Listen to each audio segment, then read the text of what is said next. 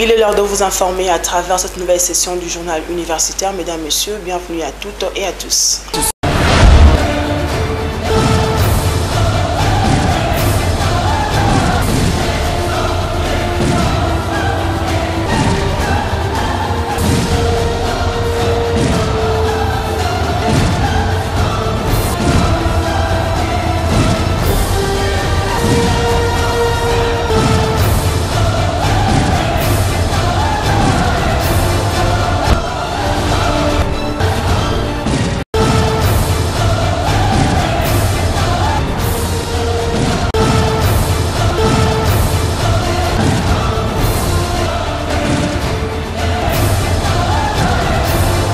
De l'atelier du cadre institutionnel organisé par l'Agence nationale d'assurance qualité de l'enseignement supérieur et universitaire. Ces assises de 3 jours ont été clôturées le mercredi dernier par Madame la secrétaire générale de l'enseignement supérieur et universitaire, Wivine Yenga. Laetitia Tungu et Dene Wambenga étaient là pour le compte de notre rédaction.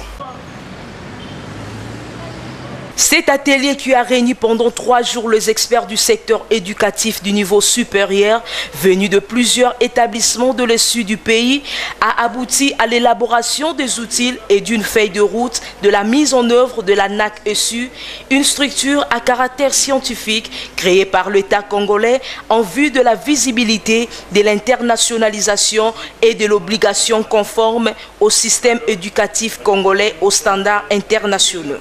Au sein de cette dernière séance centrée sur le fruit du travail de chaque partie prenante, chacune de ces parties a rendu public ses recommandations. Satisfait du travail abattu au cours de cet atelier, le secrétaire général à l'enseignement supérieur et universitaire, Madame Wivine Yenga Wasako, a recommandé aux participants de faire la restitution de cet atelier de formation des résolutions dans leurs établissements pour bénéficier du personnel de l'ESU. Ayez le courage et disséminer cette expérience, de parler à ceux qui ne sont pas ici de l'assurance qualité. Sur ce, au nom de son Excellence, Monsieur le ministre de l'Enseignement supérieur et universitaire, je déclare clos les travaux de l'atelier de cadrage institutionnel de l'Agence nationale d'assurance qualité de l'enseignement supérieur et universitaire.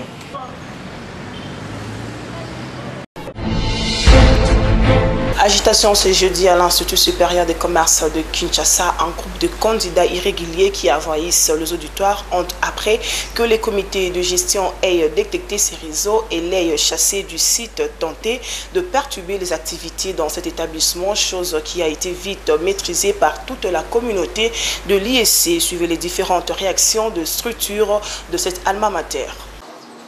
Jeudi dans la matinée, une agitation sévit sur le site de l'Institut supérieur de commerce de Kinshasa. Il s'agit d'une petite agitation de la part de quelques candidats qui ne sont même pas étudiants de l'Institut supérieur de commerce de Kinshasa. Nous avons constaté que les salles de classe sont bondées, si bien qu'il n'y a pas de place. Certains suivent le cours debout. Et nous avons diligenté un contrôle. Et il s'avère, à la suite de ce contrôle, que nos candidats qui ont échoué au test, qui ont obtenu moins de 40% que nous n'avons pas retenu, continuent à venir suivre les cours à l'Institut supérieur de commerce. Et ce qui n'est pas normal. Ils viennent réclamer que leur nom ne se trouve pas sur les listes de ceux qui doivent payer les frais académiques. Je les ai réunis, je leur ai fait savoir qu'écoutez, chers amis, il y a des règles à respecter. Ils ne sont pas étudiants de l'ISC et nous ne pouvons pas les accepter chez nous. Et plus d'une fois, on vous a mis à la porte. Et aujourd'hui, vous venez en masse, plus de 300, plus de 400 personnes. Vous voulez revendiquer quoi? Qui sont les semeurs de ces mouvements? Dans quel pays on inscrit les étudiants au mois de mars? Tous ces candidats, la plupart sont ceux-là qui ont échoué, qui ont eu 15%, 20%. Est-ce qu'on peut prendre un étudiant à l'université avec 20%? Si au concours simple, avec des questionnaires simples, vous faites 20%, et imaginez-vous à l'université. Alors, peu importe. Maintenant, vous arrivez. Vous forcez la porte qui était déjà entrouverte. Celui qui n'est pas étudiant vient, il entre dans l'auditoire. Maintenant, quand vous commencez à les chasser, il dit non, moi je suis étudiant, moi j'ai fréquenté. Mais il a fréquenté avec l'autorisation de qui? Depuis le mois de novembre. Le 11 février, nous avons atteint les seuils. Ayant atteint les seuils, on ne peut pas continuer encore à inscrire. Donc la capacité d'accueil de l'IEC ne peut pas permettre de prendre encore d'autres étudiants de plus. Selon les différentes réactions récoltées par nos reporters, ce mouvement découle de l'intoxication des ennemis de la lutte contre les antivaleurs prônée par le comité de gestion de cet établissement. C'est tout ce que nous appelons la lutte contre les antivaleurs. Parce qu'on ne peut pas comprendre dans un environnement sain où on doit former les jeunes qui sont appelés à gérer les pays demain, qui ne puissent pas comprendre que quand on est candidat et qu'on a obtenu moins de 40% et qu'on n'a pas été retenu, on puisse faire ce genre d'agitation. C'est inacceptable. Loin de nous l'idée de pousser ces enfants vers la police, encore que c'est ce que nous devons faire, mais je crois qu'il nous appartient d'assurer la sécurité d'abord et avant tout de notre établissement. Ces enfants, ce sont les conséquences d'une cause. Et très souvent, les étudiants ou les candidats qui viennent s'inscrire à l'Institut supérieur de commerce de Kinshasa, ils savent par où ils doivent passer. Du fait que nous avons numérisé les dossiers étudiants, aujourd'hui, nous avons un logiciel que nous appelons Académico, qui permet à l'étudiant d'avoir toutes les informations de ce qui se passe dans son établissement sans pouvoir aller lire les valves ou les tableaux d'affichage. Il suffit d'ouvrir son téléphone Android et il a toutes les informations up-to-date de ce qui se passe dans son établissement. Et ça, vous devenez voyou.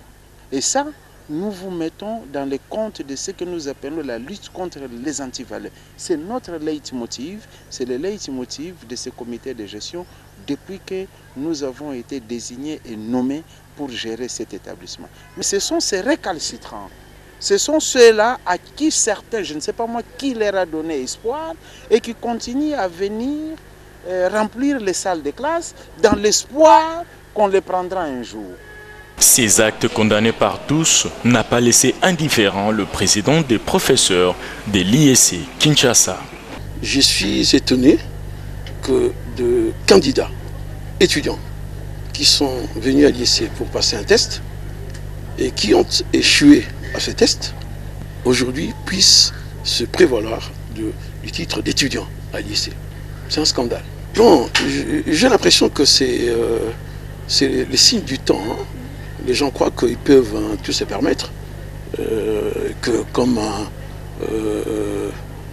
il y a une suspension des ministres, de DG de certaines sociétés, alors les étudiants se disent, dans cette ambiance, allons-y. Nous formons les cadres pour le développement de notre pays. Nous ne pouvons pas nous permettre que... Pour moi, ce ne sont pas des étudiants, ce sont des koulounas. Donc on ne peut pas se permettre que ces étudiants viennent aujourd'hui faire du chahut, pour qu'on puisse les récupérer. C'est impossible, c'est impensable.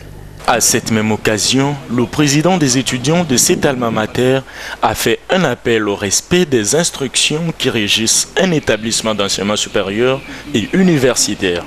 Moi, je défends les étudiants. Je canalise de par notre vocation toutes les aspirations des étudiants. La loi est claire.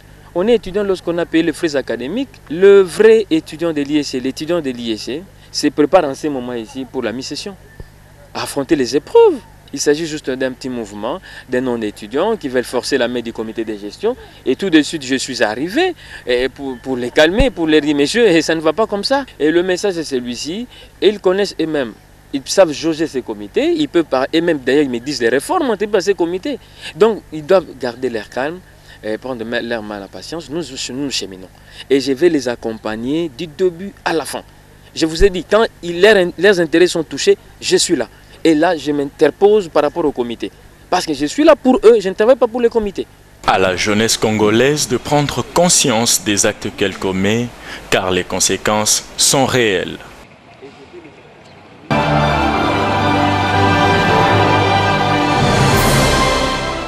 Dans le cadre de la célébration de la journée internationale dédiée à la femme, nous recevons sur ce plateau Madame Odette Kivanda, administrateur du budget de l'Institut national du bâtiment et de travaux publics. Avec elle, nous allons parler du rôle de la femme dans le développement de la République démocratique du Congo. Bonjour Madame Odette. Bonjour Madame. Bienvenue chez nous Madame. Merci. Ok Madame, que représente la femme dans le monde actuellement? Je pense qu'on ne peut pas parler de la femme sans évoquer le mot genre. Le mot genre qui n'est qu'un concept de la société qui détermine les attributs et les attitudes qu'une société qualifie comme étant propres à l'homme ou à la femme.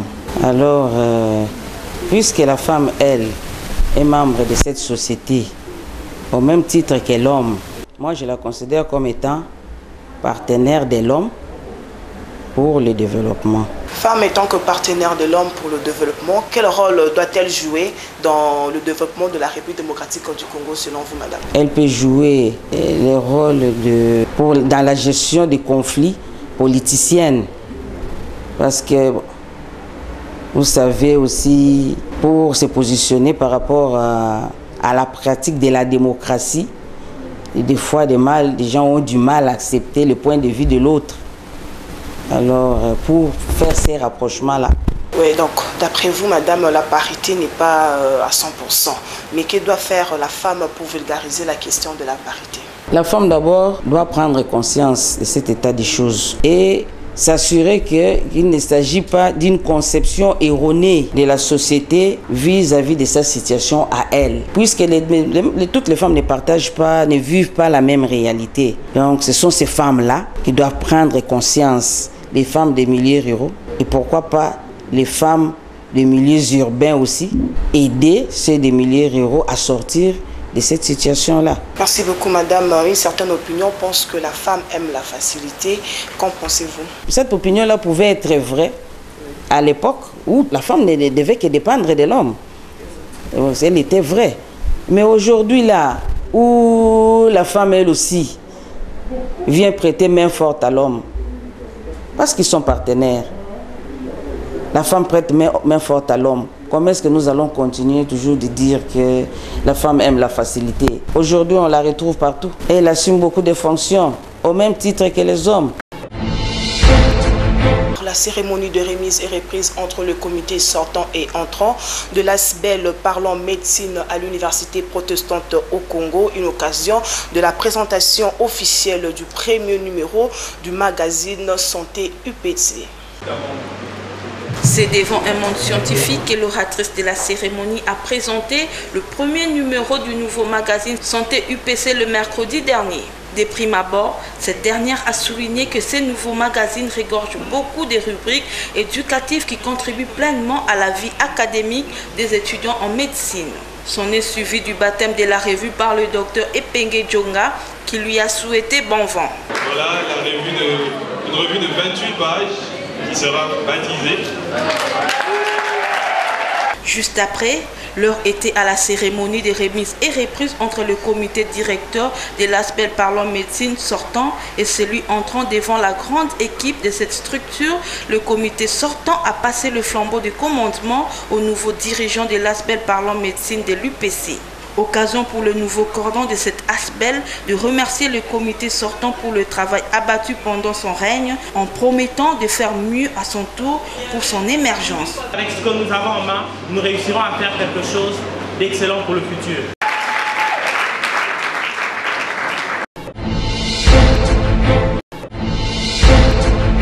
Jeunes femmes, comment bâtir et innover pour un avenir meilleur? C'est le thème de la célébration de la journée internationale de droits de la femme organisée par les conseils des étudiants de l'Université catholique du Congo à travers sa commission Dynamique Femmes. C'était ce vendredi au sein de cette institution. Volongoulou et Nene Wamenga pour les reportages.